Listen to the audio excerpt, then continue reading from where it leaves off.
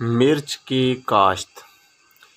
مرچ عام طور پر دو اقسام کی ہوتی ہے، ایک میٹھی مرچ جس کو شملہ مرچ کہا جاتا ہے اور دوسری کڑوی ہوتی ہے۔ پاکستان میں اس کی کاشت چاروں صوبوں میں کی جاتی ہے۔ آب و ہوا معتدل جس جگہ کی ہو وہاں مرچ اچھی پیداوار دیتی ہے۔ اس کے پودے سردی کے مہلک اثرات کو برداشت نہیں کر سکتے۔ وقت کاشت۔ میدانی علاقوں میں جہاں کورا پڑنے کا خطرہ ہے، مرچ کی پنیری اکتوبر اور نومبر میں کاشت کی جاتی ہے، جبکہ پودوں کو کھیت میں وسط فروری یا مارچ کے شروع میں جب کورے کا خطرہ چلا جاتا ہے تب منتقل کیا جاتا ہے۔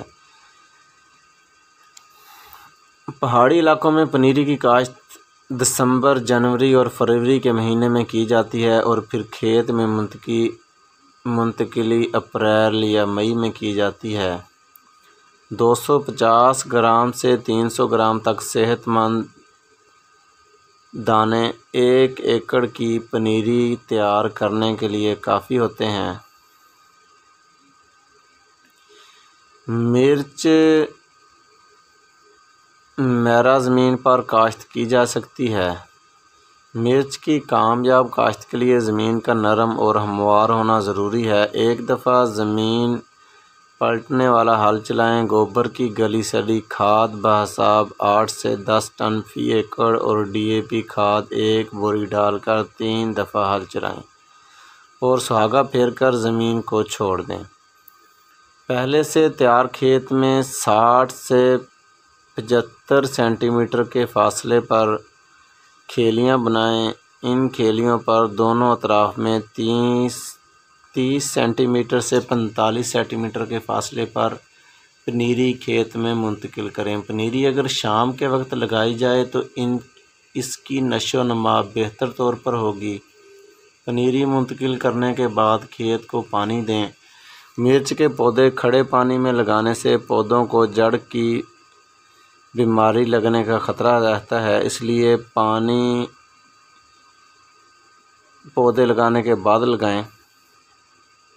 پودوں کو کھیت میں منتقل کرنے کے لیے تقریباً 40 دن بعد جب پودے اچھی طرح جڑ پکڑ لیں، پھول آنے شروع ہو جائیں تو اس وقت مٹی چڑھانے کے ساتھ آدھی بوری یوریا کھیت میں ڈالی جائے۔ بعد میں تقریباً ہر چنائی پر یہ عمل دہرایا جائے۔ پودوں کی اچھی طرح جڑ پکڑنے تک ہفتہ وار پانی دینا چاہیے۔ بعد میں موسمی حالات کو مد نظر رکھتے ہوئے 6 سے 8 دن یا پھر بہت ہی زیادہ گرم موسم میں 4 سے 5 دن کا وقفہ کریں۔ گوڈی اچھی پیداوار حاصل کرنے کے لیے جڑی بوٹیوں سے پاک رکھنا ضروری ہے۔ پودوں پر گوڈی کر کے اتنی مٹی چڑھا دینی چاہیے کہ پودوں تک پانی براہ راست نہ پہنچے بلکہ وتر پہنچے۔ وقت برداشت۔ جب پھل کا سائز مناسب ہو جائے تو چنائی کریں۔ پھل توڑ کر اس کو کسی سایہ دار جگہ پر رکھ کر کسی گیلے کپڑے یا کسی بوری سے ڈھانپ دیں تاکہ اس کی تازگی برقرار رہے۔ سرخ مرچوں کے لیے گہرے سرخ رنگ کی مرچیں توڑ کر سائے میں خشک ہونے کے لیے رکھ دیں۔